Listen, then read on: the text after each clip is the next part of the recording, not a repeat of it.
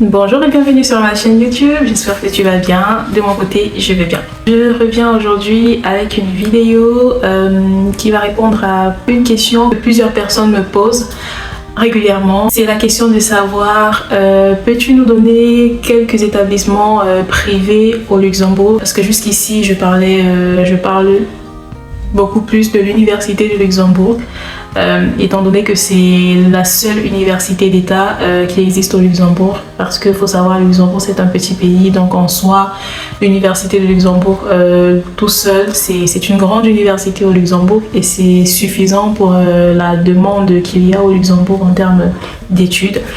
Et donc j'ai fait des recherches, j'ai trouvé quelques écoles privées de formation, notamment BTS.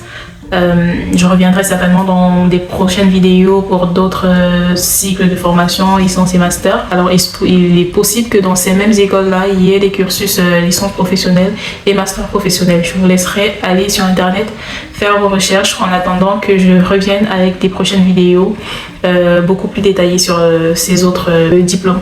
Voilà. Donc je commence par le lycée Ater-Redange. Le lycée Ater-Redange forme en BTS ressources humaines. Donc si tu as obtenu ton baccalauréat au Cameroun et que tu voudrais poursuivre tes études supérieures en ressources humaines, tu peux candidater auprès du lycée Ater-Redange. Bien évidemment, j'ai regardé pour ce qui concerne les frais d'inscription, les frais de scolarité. Donc on est autour de 150 € par semestre, plus 50 € de frais administratifs. Donc on est au total à 200 € par semestre. Et étant donné qu'une année scolaire a 2 semestres, on va être à 400 € pour les 2 semestres. Donc, ce qui est l'équivalent en francs CFA de 250 000 francs, donc moins de 300 000 francs.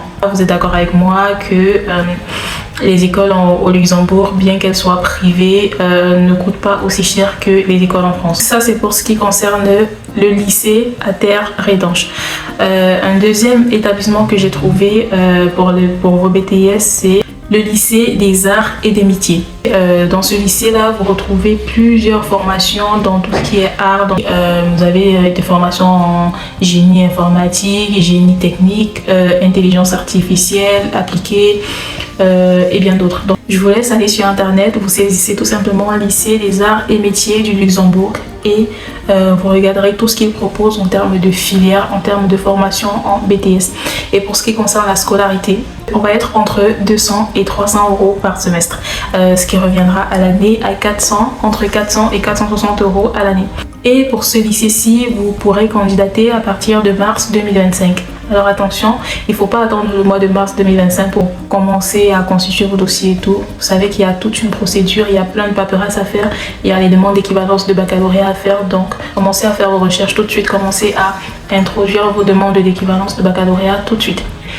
Le troisième et dernier lycée dont je vais parler tout de suite, c'est le lycée Josie Bartel. Le lycée Josie Bartel va proposer des formations en bâtiment et infrastructure. Je me souviens pas mal de personnes qui m'ont demandé des écoles de génie civil, de filières qui ont trait au bâtiment. Alors ça, c'est le lycée idéal pour vous si vous voulez suivre un BTS en bâtiment et infrastructure. Si vous voulez suivre un BTS en BIM, BIM c'est tout simplement Building Information Modeling. Ça va être des métiers de modéleur BIM, manager BIM. Donc n'ayez pas peur, le BIM c'est tout simplement tout ce qui a trait au numérique en lien avec le bâtiment, en lien avec l'ingénierie. D'accord. Donc si vous êtes très à l'aise avec tout ce qui est logiciel Revit, AutoCAD, Archicad et autres logiciels du bâtiment, n'hésitez pas à faire des recherches sur cette formation sur le BIM. Le BIM, c'est tout simplement une méthode de travail collaborative qui va permettre à tous les différents corps de métier dans le bâtiment de travailler autour d'une même maquette numérique et ainsi d'être synchro sur les échanges de données, partage de données et ainsi de suite. Ça permet de ne pas perdre les données, ça permet d'anticiper plein de problèmes qu'on pourrait rencontrer pendant la réalisation d'un ouvrage, d'un bâtiment et sais-je. Bon, bref, je vais m'arrêter là. Pour ce qui est de la scolarité au lycée Josie Bartel, on est entre 200 et 300 € par semestre, ce qui revient à 400 à 600 € l'année scolaire. Pas cher, encore une fois. Et par contre, les écoles que je viens de citer, ce qu'elles ont en commun, c'est l'équivalence de diplôme. Toutes ces 3 écoles, pour candidater et être acceptées, il faudrait que vous ayez effectué au préalable votre demande d'équivalence de diplôme de baccalauréat.